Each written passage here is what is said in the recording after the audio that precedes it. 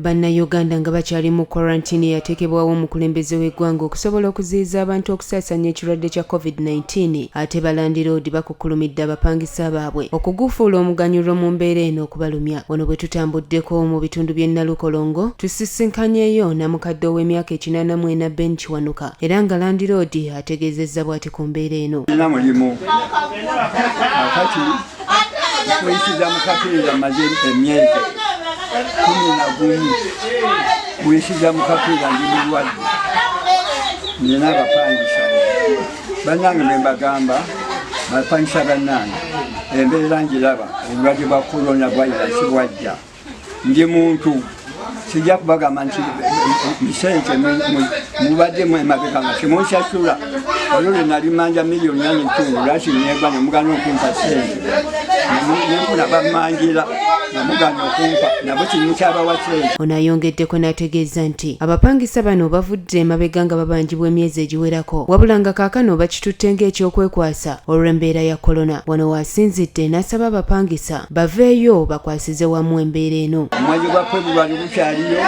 omwezi gwa Maachi mwaka guno gukyaliyo temwamusasula kaakati mbadde nabasaba kasente kofunako ofunayo $5,000 mu biseera bino mpaako gumu nange ndye nejjanjabe. Ate bwe twogeddeko n'abatuuze mu kitundu kino ab'enjawulo nabo boogedde bwe bati ku mbeera ya korona mu bigambo byabwe. Obuzibu obugwa ku muntu oba kino oba misana awa booda ate okutwala owamotoka ate okutwala kati awo waliwo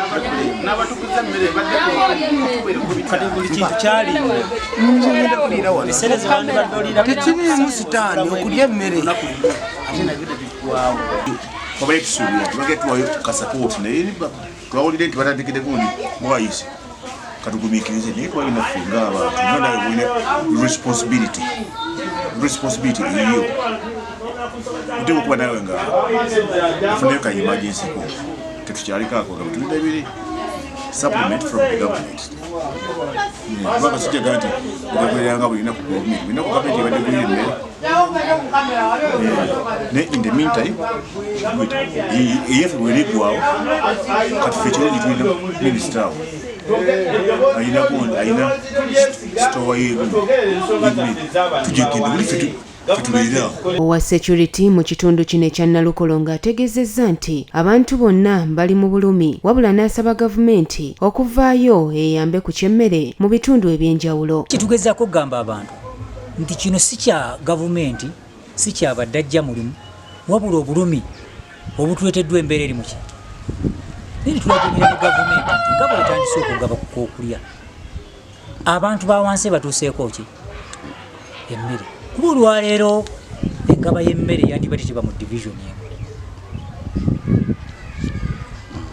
Twandibadde bafazaali nga bakutudde mu divisioni 5 ne bateekako ba supervisors 5 ne bakwata aba LDU nga babataddeko n'aba LCs okukakasa nti emmere tusefuki. Wano wasabidde abavubuka abavuzi ba bodaboda okubeera abeegendereza ennyo mu biseera bino basobole okukuuma obulamu bwabwe. Toweeka omuntu mutwalire ekiterekeeko ewuwe naye mukole ki lemo kwesaasaanyamu ki obulwadde tobasobodde okugaana emmotoka erina abantu abasatu ng'omu atulasa eno atulasa ino owa booda munne wulirizaako kino kikwata ku bulamu bwaffe.